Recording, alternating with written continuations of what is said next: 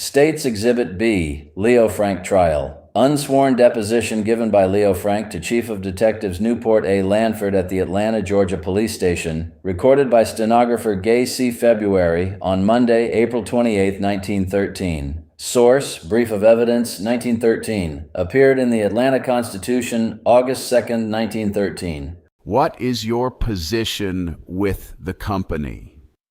I am General Superintendent and Director of the company. How long have you held that position?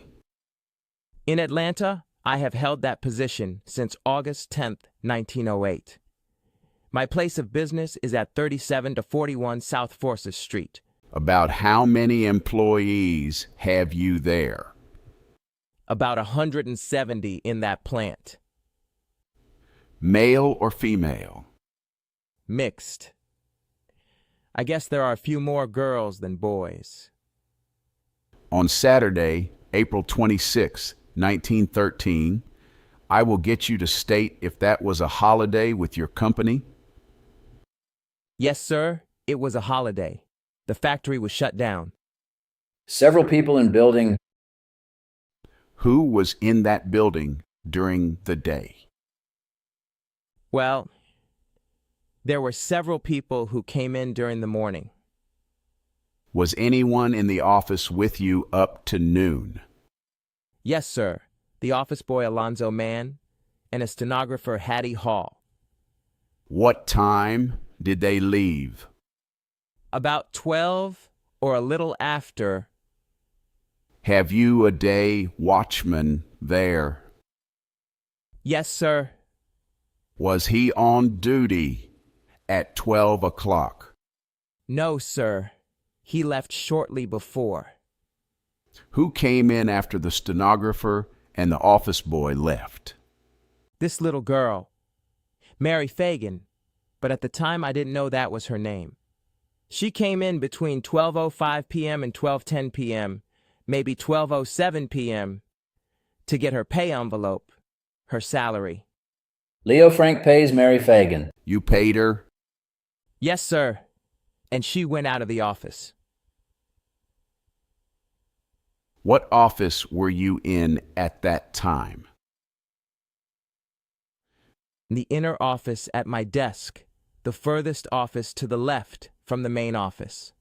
Could you see the direction she went in when she left?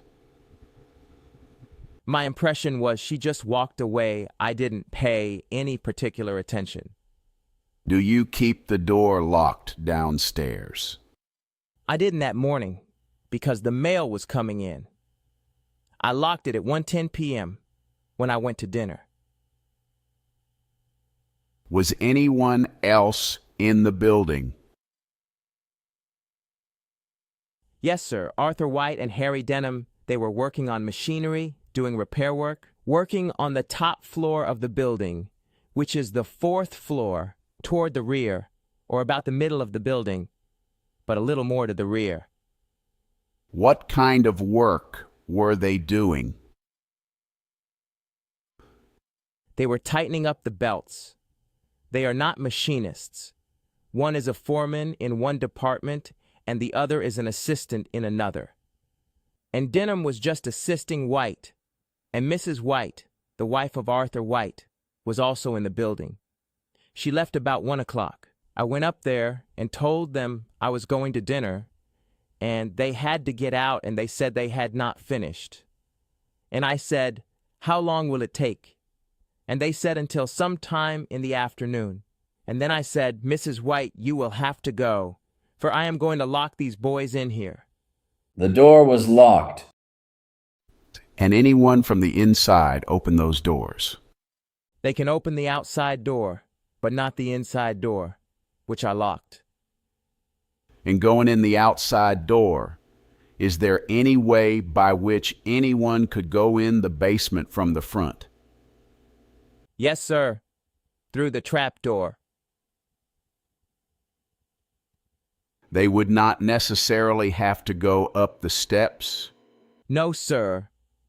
They couldn't get up there if I was out.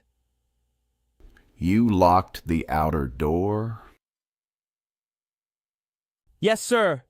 And I locked the inner door. What time did you get back? At 3:00 p.m., maybe 2 or 3 minutes before, and I went to the office and took off my coat and then went upstairs to tell those boys I was back. And I couldn't find them at first. They were back in the dipping room in the rear, and I said, "Are you ready?" And they said, "We are just ready." And I said, "All right, ring out when you go down to let me know when you go out." And they rang out, and Arthur White come in the office and said, "Mr. Frank, loan me $2. And I said, "What's the matter?" "We just paid off." And he said, "My wife robbed me." And I gave him $2 and he walked away, and the two of them walked out. Newtley arrives. And you locked the doors behind them? I locked the outer door. When I am in there, there is no need of locking the inner door. There was only one person I was looking for to come in, and that was the night watchman. What time did he get there? I saw him 20 minutes to 4 o'clock, about 3:40 p.m. Had you previously arranged for him to get there? Yes, sir. On Friday night, April 25, 1913, I told him, after he got his money, I gave him the keys and said you had better come around early tomorrow, because I may go to the ball game, and he came early because of that fact. I told him to be there by 4 o'clock p.m., and he came 20 minutes to 4 p.m. I figured I would leave about 1 and would not come back, but it was so cold I didn't want to risk catching cold, and I came back to the factory as I usually do. He came in, and he said, "Yes, sir," and he had a bag of bananas with him, and he offered me a banana. I didn't see him, but he offered me one, and I guess he had them. We have told him, once he gets in that building, never to go out. I told him he could go out. He got there so early, and I was going to be there. He came back about 4 minutes to 6 p.m. The reason I know that, I was putting the clock slips in, and the clock was right in front of me. I said, "I will be reading in a minute." And he went downstairs, and I came to the office and put on my coat and hat and followed him and went out. Saw Newtley and James Milton Gant talking. Did you see anybody with him as you went out? Yes, sir.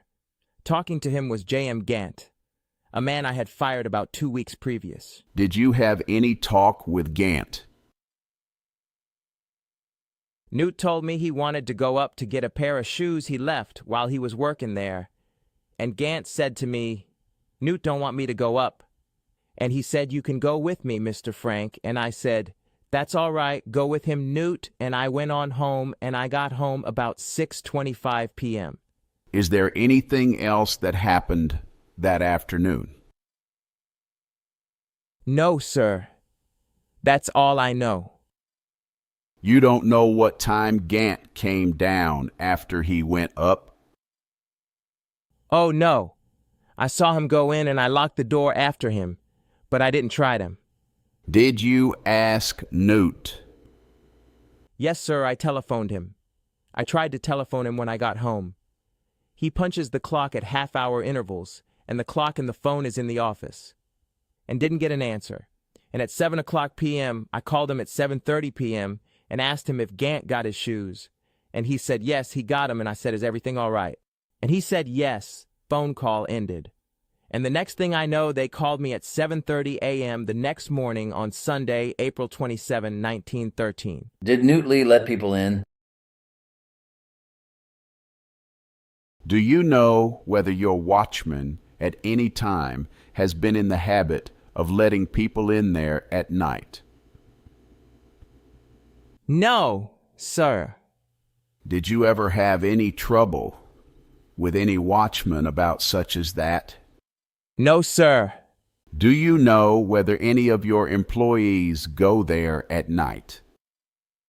Yes, sir. James Gant did when he was working there. He had a key, and sometimes he would have some work left over. I never have seen him go, but until I go out and come back. But he has come back before I left. But that is part of his duty. Did you take a bath yesterday on Sunday, April 27, or Saturday night, April 26? Yes, sir. Saturday night, April 26, 1913, at home. Did you change your clothes? Yes, sir. The clothes that you changed are at home? Yes, sir, and this is the suit of clothes I was wearing Saturday, April 26, 1913. After I left the shop, I went to Jacob's Pharmacy and bought a box of candy for my wife and got home about 6:25 p.m. End of Leo Frank deposition to Atlanta police on Monday, April 28, 1913.